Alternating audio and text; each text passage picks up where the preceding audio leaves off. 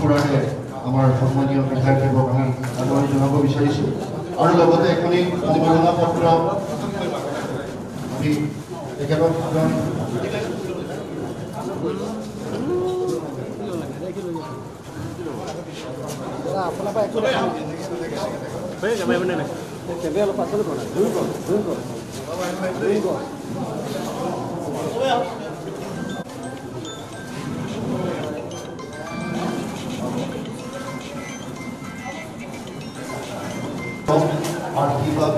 দলীয় কৰ্তৃপক্ষৰ সহযোগত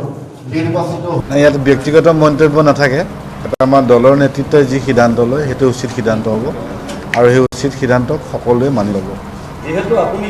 এটা বিধায়কৰ ভিতৰত এজন বেছি ভোট পোৱাৰ লগতে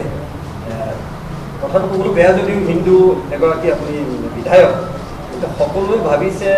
যে আপুনি বিৰোধী দলৰ দলপতি হওক বুলি ৰাইজে ভাবিছে এই ক্ষেত্ৰত আপুনি কেনেধৰণৰ মন্তব্য আমি কংগ্ৰেছ দলৰ 19জন বিধায়ক আছোঁ আমি 19জন বিধায়ক ইলেকশ্যন কমিশ্যনে কোনো বিধায়কৰ চাৰ্টিফিকেটত হিন্দু মুছলমান লিখা নাই অসমৰ মাননীয় মুখ্যমন্ত্ৰী ডাঙৰীয়া জালুকবাৰী বিধায়ক তেখেত 126টা এটা বিধায়ক আৰু ময়ো নাওবৈচাৰ বিধায়ক ময়ো এজন বিধায়ক ইয়াত আপোনালোকে কেটেগৰাইজ নকৰিব আমি একত্ৰিত হৈ আছোঁ আগন্তুক দিনত কংগ্ৰেছ দলটো আৰু শক্তিশালী কৰিবৰ কাৰণে ৰাইজৰ মাজত কেনেকৈ লৈ যাব পাৰোঁ তাৰ কাৰণে আমি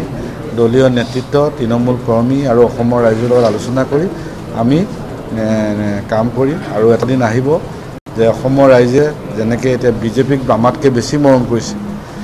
31 চনত অসমৰ ৰাইজে বিজেপিতকৈ কংগ্ৰেছক বেছি মৰম আৰু আশীৰ্বাদ কৰিব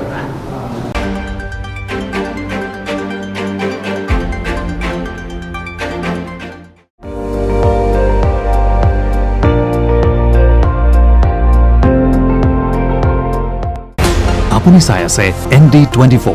সৰ্বশ্ৰেষ্ঠ নহয় সৰ্বোত্তমৰ দৌৰত